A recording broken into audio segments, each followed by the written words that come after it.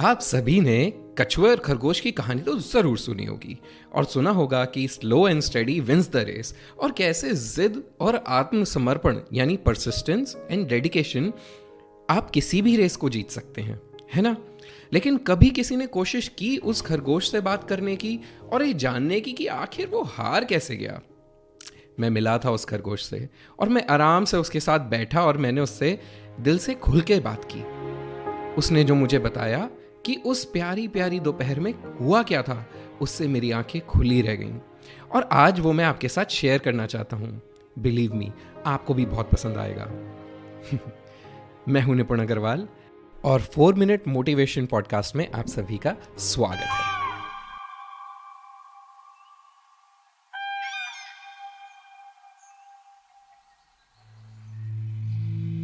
हाँ, मैं ही वो खरगोश हूं जो हार गया था, लेकिन मैं आलसी या आत्मसंतुष्ट नहीं हुआ था।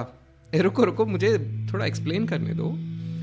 मैं उछलता फुदकता घास के मैदान से होते हुए पहाड़ी की तरफ जा रहा था और मैंने पीछे मुड़ के देखा और रियलाइज किया कि वो कछुआ तो कहीं दूर दूर तक दिखाई ही नहीं दे रहा था।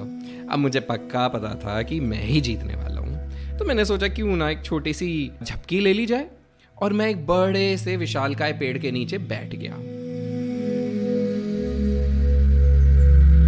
वैसे भी पिछली रात मैं सो ही नहीं पाया था। पूरी रात मैं सोचता रहा कल रेस है, कल रेस है, कल रेस है। आपके साथ भी होता होगा ना। एंटिसिपेशन के चक्कर में काफी बार नींद नहीं आती और वही मेरे साथ हुआ।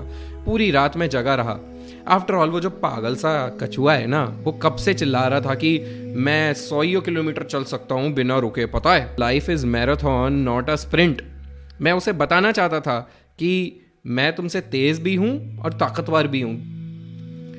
लेकिन वो जो पेड़ की छांव थी ना, उसने मेरे लिए छतरी का काम किया। मैंने एक गोल सी पत्थर की शिला देखी, उसको मुलायम मुलायम घास से ढका और उसको अपना तकिया बना लिया।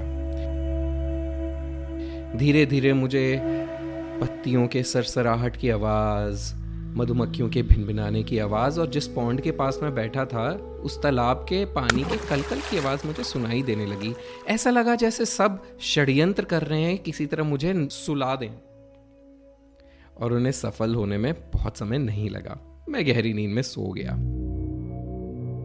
सपने में मैंने देखा कि मैं चलते चलते एक बहुत सुंदर सी नदी के पास पहुंचा और जैसे उस नदी के किनारे पहुंचा, वहां पे एक बूढ़ा आदमी एक पत्थर के ऊपर बैठा था और साधना लगा रहा था। मेरे पहुंचते ही उसने अपनी आंखें खोली और मुझसे मुस्कुराते हुए पूछा, कौन हो तुम?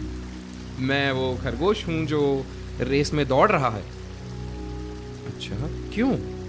ताकि मैं सबको ये बता पाऊं कि मैं जंगल का सबसे तेज जानवर हूं। लेकिन तुम ये क्यों साबित करना चाहते हो कि तुम ही सबसे तेज हो? ताकि मुझे मेडल मिले और मेडल से मेरी प्रतिष्ठा बढ़ेगी, मेरे को स्टेटस मिलेगा और उससे मुझे पैसा मिलेगा और पैसे से बढ़िया बढ़िया खाना मिलेगा।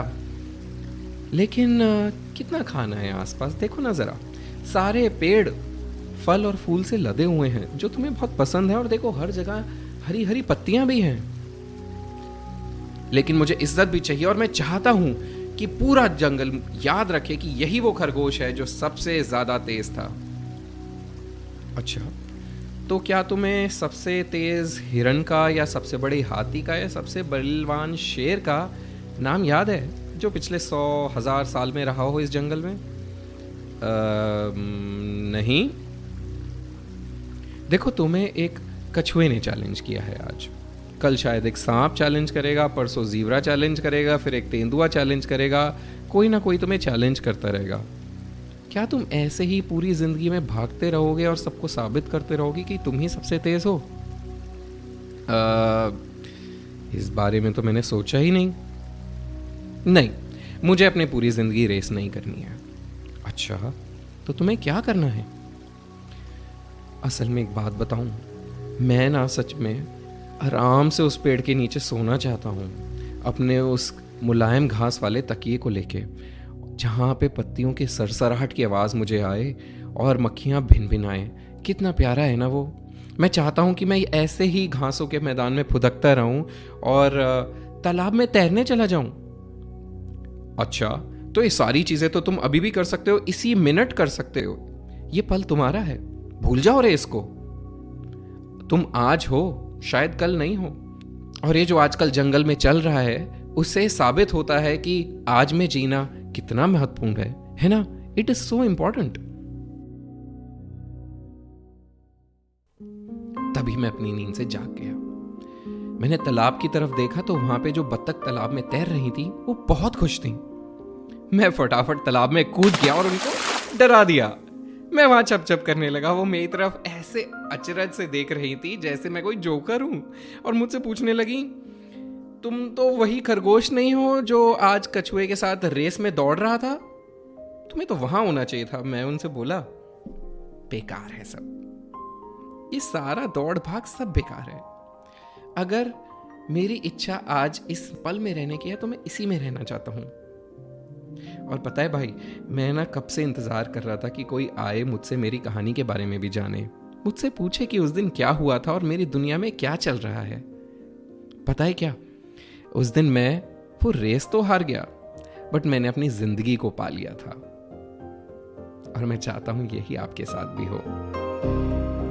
Live life to the fullest, because a story a day can keep all problems away. Stay tuned.